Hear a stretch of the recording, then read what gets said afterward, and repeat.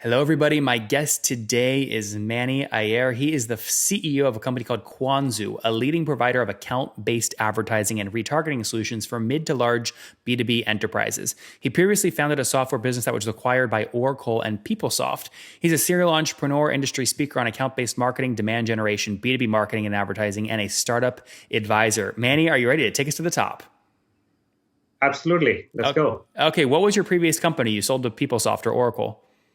Yeah, so it was, in the corporate e-learning area. So we kind of helped companies. We had clients like Charles Schwab, Juniper Networks, Aspect Communications, several others, tech companies, some government organizations, primarily with employee training, customer training, partner training. So I was more selling into the HR and training departments at those types of organizations. What was the name of the company?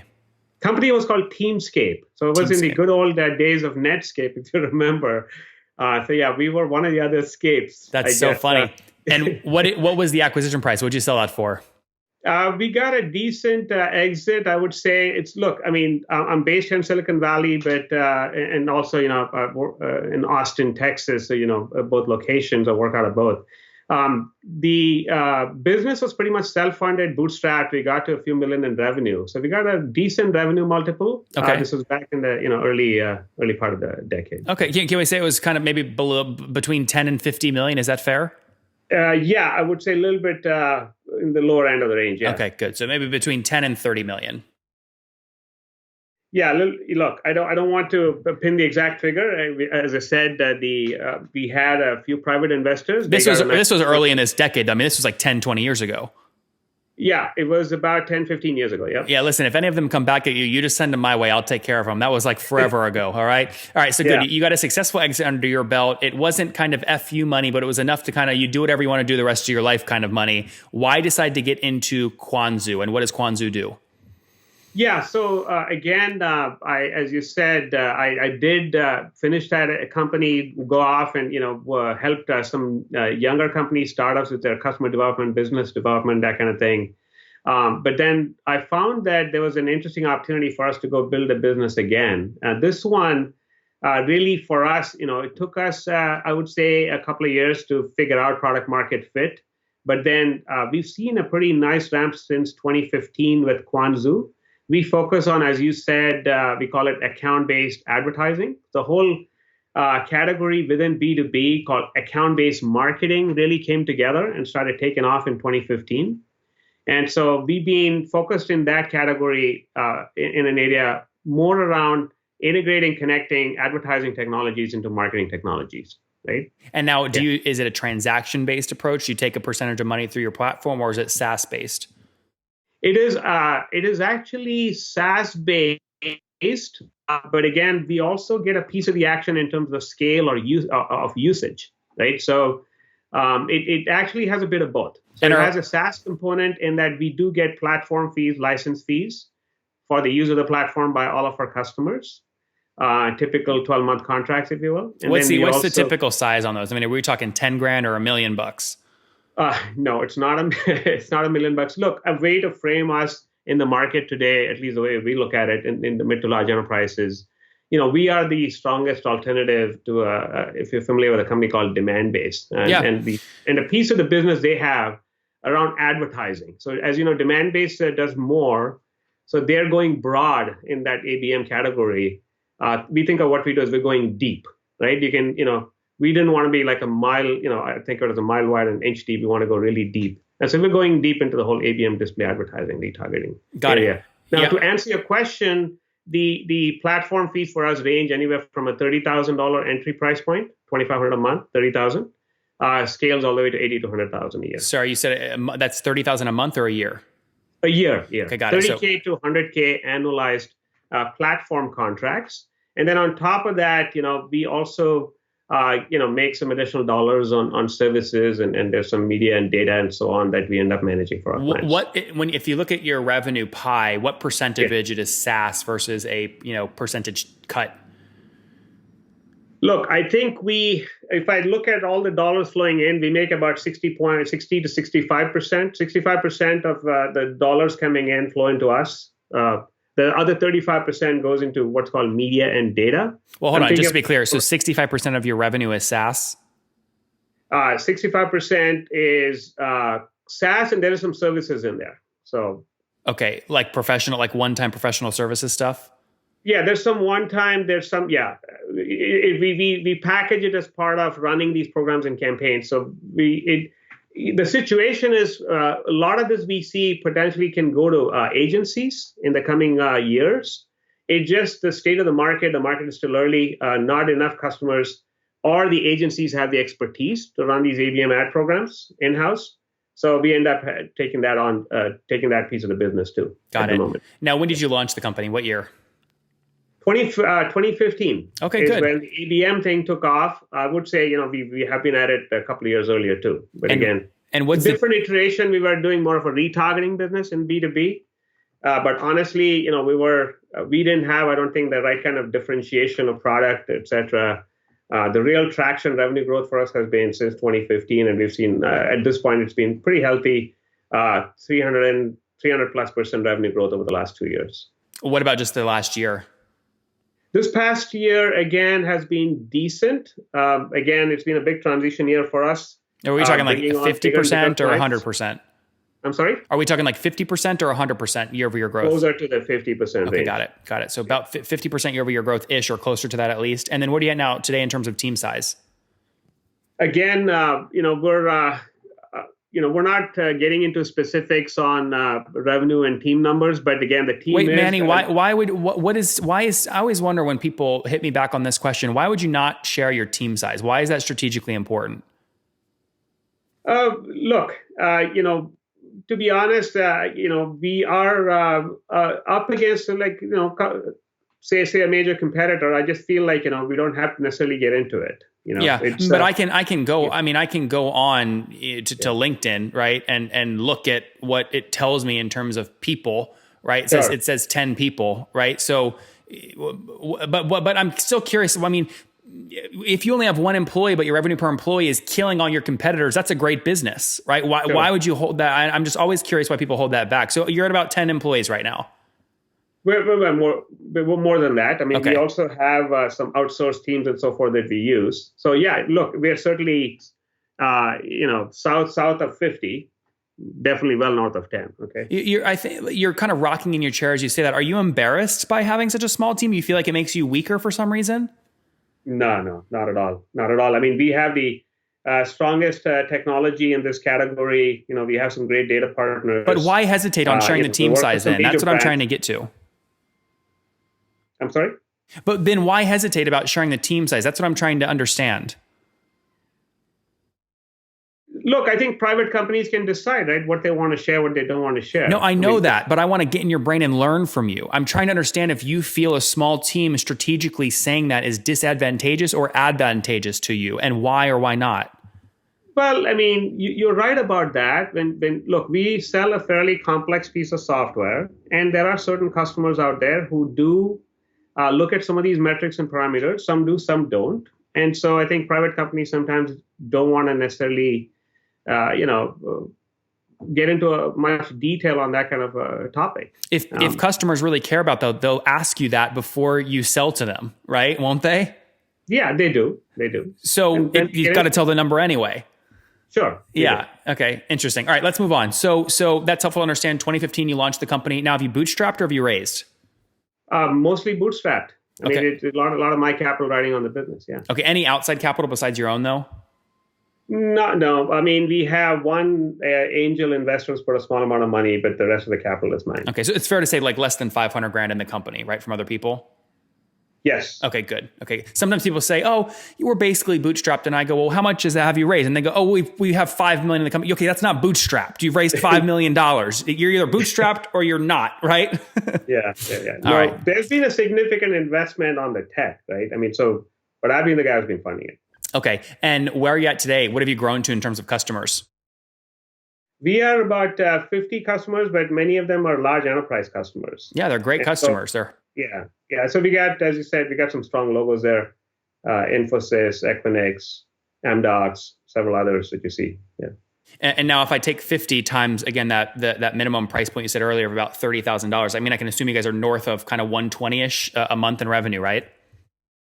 Yeah, we are in that range for sure. I mean, again, I think, yeah, from a revenue standpoint, you've got us a ballpark about right. Okay, good. And yeah, and you're growing, I think you said, 50 or closer to 50% year over year. So it's fair to say December of 2016, you guys were maybe more around, or last year, you were maybe around the 75, 80-ish mark. So that's healthy growth for a company this size. Sure. What about things like unit economics around customer growth? So are you seeing any churn happening in the business? I would say we did have challenges last year. I'm saying 2016, but I think what's been nice for us is at least this year we've seen a lot of the big enterprise customers, scaling, growing, expanding usage, and so we've certainly seen per customer revenue growth pretty healthy. Retention of the larger accounts have been great. We certainly from time to time, do have challenges with some of the kind of people who are new to the sector, new to this category, still trying to get a sense of ABM. Do they really want to turn it always on in their programs and campaigns? What do you like to? Yeah. How quickly do you like to get your money back in terms of what you spend to acquire a customer? Do you try and keep it to 6 months, 12 months, 18 or more? Look, honestly, at the stage we're at, for us, as you said, it's really about can we turn that customer comes in with that initial 30, 40K, for budget, total budget, into them spending 200K plus with us. I'm talking overall program dollars, right? Because we have the SaaS business, but we also have the execution business, meaning they come and run these ads through us. So I'm looking at the overall program budget. And are we I mean, I asked the payback question though because you're bootstrapped, right? So if you if your payback period gets a little long, I mean, you eventually get into cash problems. I mean, do you right now have like an instant payback period or 6 months? What are you trying to optimize that for? We are honestly trying now focused on just a new logo, new customer acquisition. That you don't care what it costs. Well, you always care what it costs. Well, that's why I'm asking, right? So if it costs you $10,000 to get a $40,000 a year contract, your payback is a quarter of the year, right? So that's what I'm trying to understand. Yeah, absolutely. No, our cost structure is definitely not that high. Partly it's because we've been focused on a few key partners, and then we're starting to see deal flow through partners. What does that mean, though? So you spend less than $10,000 to acquire a new customer? I would say that's about it's probably a little bit less than that. Yeah. Got it. But maybe you were going to say that's the max. That would be the max for us. Okay, good. So to answer my question, go back, you do see pretty quick payback periods, right? So you have high money velocity, which allows you to reinvest quickly. That's certainly what we're doing. We're trying to grow carefully in terms of staffing and other kind of fixed costs. Interesting. How do you kind of see this space progressing, especially in terms of additional things you can build to upsell your customers and what you assume their lifetime value might be across your company? How do you look at that? So, it's still early. It's open season, early days, the way we see it. So we're going after big spenders in B2B, right? In terms of this account-based marketing, advertising, basically paid media spend.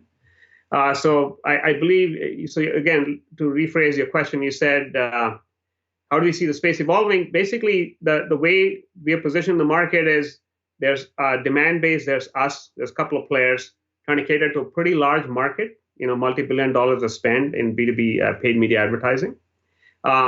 We see that DSPs are certainly not servicing some of the needs that these customers, DSPs are demand-side platforms. I'm talking Google, AppNexus, some of the others, right? We see what we do as creating that system of engagement so that we are trying to get embedded in these customer environments. So they use our technology, they pull all the reports out of our technology, they do a lot of the personalization of these ads on the ad units on their website through our technology. So it really, for us, it's about, can we get sticky as a system of engagement across more and more of these big enterprise customers? Manny, that's more of what I'm asking you, right? Is assuming you do get sticky, what do you assume lifetime value is on some of these customers? Like definitely more than 3 years, like definitely more than 120, 160. I mean, how do you think about that? Yeah, we definitely think that platform component that's at, say, 50 to 80K, 30, 50, 80K in the first year can grow to $250,000 to $500,000, right? Within like a three-year time frame. in these. Lifetime value significantly higher than 250 grand, assuming you Absolutely. onboard. Yeah. Absolutely. Okay, Yeah. very good. And where are you guys all based? Where's your team? Oh, distributed. I mean, we have created a culture where, if people can work out of wherever they are. I mean, we've got a head of marketing out of Virginia. We've got a customer success head out of the Bay Area. We've got a staff in Austin, Texas, Maryland, product team overseas, et cetera. So yeah, it's, get the talent where we can and then, trust them to do their job. That's good stuff, Manny. Let's wrap up here with the famous 5. Quick answers here. Number 1, what's your favorite business book? Oh, I just heard about, and I'm going to be reading this thing by Chip and Dan Heath, The Power of Moments. Very interesting about how you can create, very positive moments for people, in how you talk to them, how you engage with them, and also online. Number 2, is there a CEO you're following or studying right now? For me, I would say, certainly the LinkedIn CEO, Jeff Weiner. Yeah. Number 3, what besides your own, what's your favorite online tool? My favorite online tool, man, I spend way too much time. I don't know if it's good or bad on Google chat instant messaging, but that's pretty much how our whole company works and how we all stay connected. And Manny, how many hours of sleep do you get every night? I get 7 hours. Okay. And what's your situation? Married, single, you have kids? Married. I got 2 boys. I mean, one is a Longhorn, guy at UT, University of Texas, Austin. And then, by the way, I'm down here at 3rd and Brazos at the Whitley. Oh, wow. Okay. We should catch up there over coffee at some point. I would love to. Yeah. And then, so the other, I've got a high schooler who's okay. Just get to go. And how old are you, Manny? I'm a mid-50s. Mid-50s. Okay, last question. Take us back, about 35 years. What do you wish your 20-year-old self knew? 20-year-old? Man, there's so much I could do different. But again, we were in the constraints of no cell phone technology, no internet, no this, no that. But I think, for whatever I had to work with, it's all good. Well, so what it's not something you regret, but just what's a lesson you wish you knew? What do you tell your boy? I think it's about just doing a better job building your network, meeting people, learning from people, kind of having a learning mindset and growing faster. And I would say that's one aspect. The other is financial management. How do you put to use the funds you do have? There you guys have it from Mani at Kwanzoo. Again, build your network quicker and understand financial management. How do you effectively use funds you've raised? They're playing in a very hot space, launched in 2015 with their team of 10. They're supporting about 50 customers, doing about 125 grand a month right now, just on their SaaS platform. They have another component, obviously, to their revenue as well, growing about 50% year over year, super healthy retention, spending under 10 grand to acquire a customer. So payback is about 3 months, assuming LTV, again, is well north of 250 grand. They're building something sustainable with hopefully enduring powers, again, in the account-based advertising space. Manny, thank you for taking us to the top. Thank you.